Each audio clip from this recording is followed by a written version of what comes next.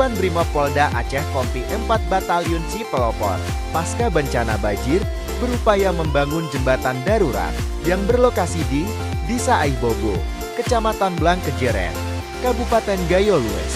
Jembatan tersebut rusak dan roboh pada hari Rabu, tanggal 26 November tahun 2025 akibat hantaman derasnya arus air sungai.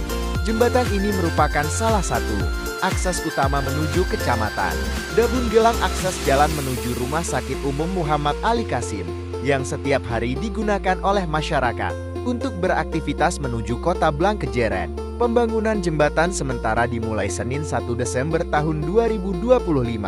Diawali dengan pembuatan jembatan sementara dengan melakukan pembersihan puing-puing jembatan yang ambruk dan pemancangan tiang.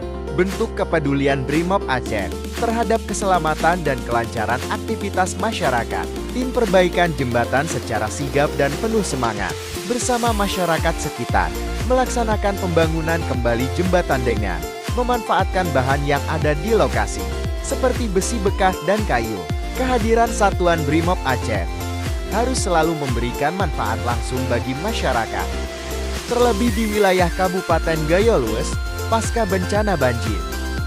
Dalam pembangunan jembatan ini merupakan wujud nyata pengabdian Brimob untuk masyarakat serta menjamin keselamatan masyarakat Gayo Lues. Jembatan ini sangat vital karena menjadi salah satu akses menuju Rumah Sakit Umum Muhammad Ali Kasim. Kami berharap pembangunan ini dapat segera diperbaiki sehingga aktivitas masyarakat kembali berjalan lancar.